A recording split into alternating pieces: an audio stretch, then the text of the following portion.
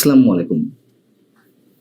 আওয়ামী লীগের 15.5 বছরের শাসন আমলে যতগুলো অপকর্ম হয়েছে তার মধ্যে একটা গুরুতর অপকর্ম বা অভিযোগ আমরা যেভাবে বলি না কেন, নিঃসন্দেহে যে গায়েবী মামলা, হাজার হাজার নিরপরাধ মানুষকে জেলে বন্দি করে রাখা, এই অভিযোগগুলো তো নিশ্চয়ই অমূলক ছিল না। কিন্তু আওয়ামী লীগের আরো অনেক অপকর্মের মতন এই অপকর্মটিও জায়েজ হয়ে যাচ্ছে বর্তমান সরকারের নানান ধরনের অপকর্মের কারণে, অথবা বর্তমান সরকারের বিভিন্ন উপদেষ্টা যে ধরনের অযাচিত মন্তব্য করছেন, অথবা নিজেদেরকে রক্ষার জন্য নিজেদের অপকর্ম ঢাকতে গিয়ে এইসব মন্তব্য করছেন তার কারণে। যেমন আইন উপদেষ্টা অধ্যাপক ডক্টর আসিফ নজরুল তিনি বৃহস্পতিবার একটি অনুষ্ঠানে বলছিলেন গণগ্রেপ্তার কিংবা গণমামলা বা আটকের বিষয়ে তিনি মন্তব্য করছেন যে সমাজের প্রতিটি স্তরে গণগ্রেপ্তার, মিথ্যা মামলা এখন বড় উদ্বেগের বিষয়। স্বীকার করে নিচ্ছেন, কোনো উপায় নেই স্বীকার না করে। এক শ্রেণী মানুষ মামলা করার মধ্য দিয়ে ব্যবসার প্রবণতা খুঁজে পান। আইনজীবী ও রাজনীতিবিদ যদি এর সঙ্গে সামিল হন, পুলিশ যদি দায়িত্বশীল না হয়, তাহলে এটি বন্ধ করা যাবে না। দেশের সব শ্রেণী মানুষের বিরুদ্ধে মিথ্যা মামলা হচ্ছে, স্বীকার করে নেওয়ার জন্য ধন্যবাদ। কিন্তু মিথ্যা মামলাগুলো কাদের নির্দেশে হচ্ছে, কাদের ছত্রছায়ায় হচ্ছে, সে প্রসঙ্গে আসছে। তিনি আরো বলছেন যে সাংবাদিকদের বিরুদ্ধে যে মামলা হচ্ছে তার মধ্যে 266 জনের বিরুদ্ধে মামলা হয়েছে, কিন্তু গ্রেপ্তার হয়েছে মাত্র 15 জন। যাদের নামে মামলা হয়েছে তাদের ইনসাইড ক্রাইম বা অ্যামেন্ডমেন্টের জন্য মামলা হয়েছে। মামলা নিয়ে আমাদের কিছু করার নেই, মামলা করেছেন সাধারণ মানুষ। হলো তো, মানে রাজনৈতিক সরকারগুলো বা রাজনৈতিক সরকারের মন্ত্রী, এমপি কিংবা নেতারা যে ভাষায় কথা বলেন, ডক্টর আসিফ নজরুল ঠিক সেই ভাষাতেই কথা বলেন। তার মানে কি? মানে ওনাদের কিছু করার নেই, এখন যা হচ্ছে প্রত্যেকের জায়গা থেকে, সাধারণ মানুষদের মধ্য থেকে বা রাজনীতিবিদদের একটা অংশ তাদের নিজ নিজ স্বার্থের জায়গা থেকে এই কাজগুলো করছেন। তার মানে সরকারের কোনো দায় নেই, সরকারের কোনো দোষ নেই, সরকার নির্দোষ, সরকার অসহায়। তাহলে আওয়ামী লীগও নির্দোষ ছিল, আওয়ামী লীগের বিরুদ্ধে কোনো অভিযোগ দাঁড় করানো যাবে না, আওয়ামী লীগও অসহায় ছিল। আওয়ামী লীগের সময় যে হাজার হাজার গায়েবী মামলা হলো, লাখ লাখ মানুষকে বিনা বিচারে বন্দি করে রাখা হলো, গ্রেফতার করা হলো। শুধু বিএনপির যে অভিযোগ সেই অনুযায়ী বিএনপি নেতাকর্মীদের বিরুদ্ধে 1 লক্ষ মামলা হয়েছে, যাতে 40 লক্ষ নেতাকর্মী আসামি। অনেকের তো আদালতের বারান্দায় ঘুরতে ঘুরতে তাদের জামিনের জন্য মাসের পর মাস কেটে গেছে, খাওয়া দাওয়ার সময় পায়নি, বউ স্ত্রী সন্তানদের সময় দেওয়ার সময় পাননি। এই কথাগুলো তো সত্য। তাহলে সত্য হলেও ওইখানে আওয়ামী লীগের কোনো দোষ ছিল না। ওই মামলাগুলো গায়েবীভাবে হয়েছে, পুলিশ বাণিজ্য করার জন্য করেছে, অথবা কোনো পক্ষ টাকা মানে অবৈধ উপায়ে টাকা অর্জনের জন্য এই মামলাগুলো করেছে। অধ্যাপক আসিফ নজরুল যে কথাগুলো বলছেন সেই তো বোঝায়, এগুলোও তো বোঝায়। তাহলে আওয়ামী লীগ যদি এগুলো বলে, দোষ কোথায়? যে কোনো একটা তো মানতে হবে। হয় যদি আমরা ডক্টর আসিফ নজরুলের কথাগুলো মেনে নিই, তাহলে আওয়ামী লীগের কোনো দোষ ছিল না। আর আমরা যারা অভিযোগ করছি এই সরকারও রাজনৈতিক সরকারের মতন আচরণ করছে, একটা ভয়ঙ্কর ধ্রুবভিসন্ধি সামনে রেখে, যদি সেইগুলো সত্য হয়ে থাকে তাহলে আওয়ামী লীগ দোষী, আওয়ামী লীগকে আমরা আদালতে কাঠগড়ায় দাঁড় করাতে পারবো। ব্যারিস্টার সারা হোসেন ওই অনুষ্ঠানে বলছেন যে বিনা বিচারে আটক ব্যক্তিদের সংখ্যা কমানোর ক্ষেত্রে পুলিশ বিচার বিভাগের ভূমিকা নেওয়া উচিত। এক্ষেত্রে এক সংস্থা আরেক সংস্থার উপরে দায় চাপায়।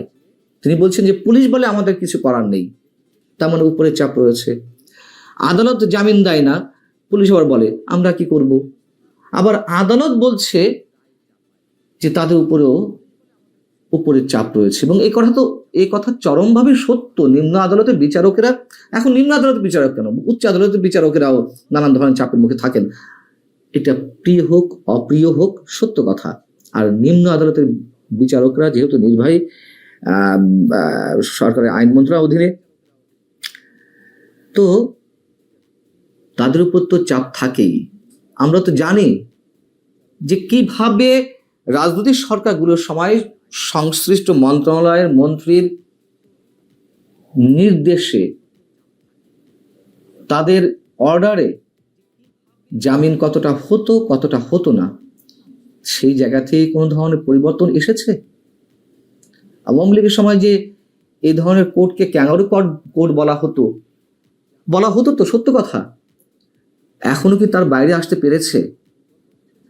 সাংবাদিকদের জামিন হচ্ছে না, কেন হচ্ছে না? কি কারণে হতে দেওয়া হচ্ছে না? আমি যদি বলি যে নিম্ন আদালতে জামিন হচ্ছে না বা উচ্চ আদালতের থেকে জামিন দেওয়া হচ্ছে না, মানে এখানে বিচারকদের কি ধরনের ইন্টারেস্ট থাকতে পারে? হয় কোনো লেনদেন, স্পষ্ট করে বলতে গেলে সেটি তো আর হওয়া সম্ভব না।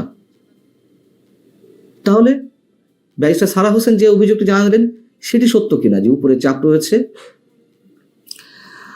আমরা ডক্টর আসিফ নজরুলের আরেকটি মন্তব্য শুনে আসি। তিনি বলছেন যে আমাকে প্রশ্ন করা হয় কেন আমি মিথ্যা মামলা বন্ধ করতে পারছি না এবং কেন জামিন দেওয়া হচ্ছে না, ইত্যাদি ইত্যাদি অনেক প্রশ্নে আমার কিছু করা থাকে না, তবে আমরা ব্যবস্থা নিচ্ছি। এই ধরনের মিথ্যা মামলা বা গণগ্রেপ্তারের বিরুদ্ধে বিধান করা হচ্ছে। কিন্তু তিনি সেইগুলো এখন ডিসক্লোজ করতে চান না, প্রকাশ্যে বলতে চান না। কেন বলতে চান না? বললে অপরাধীরা পার পেয়ে যাবে। যদি আদালতের কোনো বিচারক বা পুলিশের কোনো সদস্য অপরাধী হয়ে থাকে, অভিযুক্ত হয়ে থাকে, তারা বিশেষ কোনো পন্থায় যাবে। এই কথাগুলো বলার কোনো অর্থ আমরা খুঁজে পাই না। যদি কোনো বিধান সামনে করার চিন্তাভাবনা থাকে বা সেই দিকে কোনো অগ্রগতি হয়ে থাকে, প্রকাশ্যে কেন বলা হচ্ছে না? বলুক না।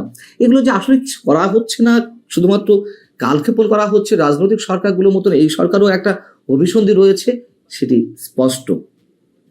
এবং আমাদের প্রধান উপদেষ্টা প্রেস সচিব তিনি ওই অনুষ্ঠানে আবার কি ভয়ঙ্কর মন্তব্য করলেন, মব ভায়োলেন্সকে প্রকারান্তরে সমর্থন করে। এর আগেও যদিও তিনি এই একই ধরনের মন্তব্য করেছেন। মব ভায়োলেন্স সম্পর্কে তিনি বলছেন যে যেটিকে মব বলা হচ্ছে, আমি এটাকে মব বলছি না, বলছি প্রেশার গ্রুপ। সেটা তৈরি হয়েছে আগের সাংবাদিকতার ব্যর্থতার কারণে, এবং সেটির তৈরি হওয়ার গ্রাউন্ড কেন তৈরি হচ্ছে, মানে এই মব ভায়োলেন্স যে হচ্ছে এটির গ্রাউন্ড কেন, বিশেষ করে গণমাধ্যমের সামনে যে মব ভায়োলেন্সগুলো হয়েছে সেই প্রসঙ্গে তিনি বলছেন কেন তারা ক্ষতিগ্রস্ত হয়েছে। গত 15 বছর তো তারা মিনিমাম সিভিল লিবার্টি রাখা হয়নি সেখানে তাদের ক্ষেত্রে, এবং যেহেতু তিনি ক্ষতিগ্রস্ত হয়েছেন বা তারা ক্ষতিগ্রস্ত হয়েছে, তারা এখন কনসার্ন।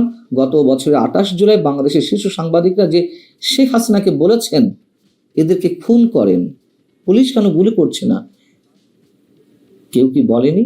তিনি প্রশ্ন করছেন, প্রশ্নের মধ্য দিয়ে প্রকারান্তরে মন্তব্য করছেন, সাংবাদিকরা এই কথা বলেছেন।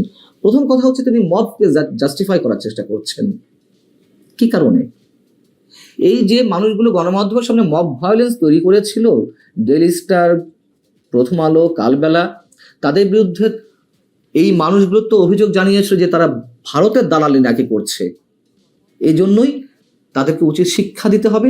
তারা এই গণমাধ্যমগুলোর সামনে জিয়াফতের আয়োজন করলেন,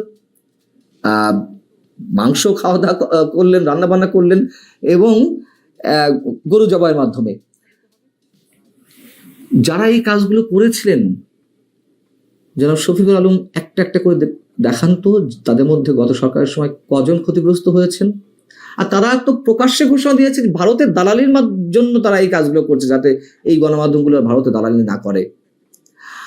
আর দ্বিতীয় কথা হচ্ছে যে তিনি যে বললেন যে আওয়ামী লীগের সময় যে সাংবাদিকরা চাটুকারিতা করেছে, তারা আবার বলেছেন নাকি যে সরকারের উদ্দেশ্যে বা সরকার প্রধানের উদ্দেশ্যে যে যারা আন্দোলন করছিল তাদেরকে গুলি করেন, তাদেরকে হত্যা করেন। আচ্ছা, এই কথাগুলো তিনি কোথায় পেলেন? কি উদ্ভট কথাবার্তা! আওয়ামী লীগের সময় সাংবাদিকরা সীমাহীন দালালি করেছে, চাটুকারিতা করেছেন, তারা অনৈতিক সুযোগ সুবিধা নিয়েছেন। সে বিষয়ে আওয়ামী লীগের সময় আমি অসংখ্যবার কথা বলেছি। কিন্তু সাংবাদিকরা হত্যাকাণ্ডের সঙ্গে জড়িত, সাংবাদিকরা হত্যাকাণ্ড ঘটানোর জন্য সরকারের প্রতি আহ্বান জানিয়েছিল আওয়ামী লীগ সরকারের সময়। এটা আবার কোন ধরনের উদ্ভট সব ভয়ঙ্কর তথ্য! মব ভায়োলেন্স কেন কমছে না? সরকারের পক্ষ থেকে, প্রধান উপদেষ্টা থেকে শুরু করে স্বরাষ্ট্র উপদেষ্টা, অন্যান্য দায়িত্বশীল ব্যক্তিরা বলার পরেও যে মব ভায়োলেন্স কেন বন্ধ হচ্ছে না, আমাদের বুঝতে বাকি থাকে না। কারা তাদেরকে উৎসাহিত করছে, কারা তাদেরকে শক্তি যোগাচ্ছে। ভালো থাকুন সবাই। আল্লাহ হাফেজ।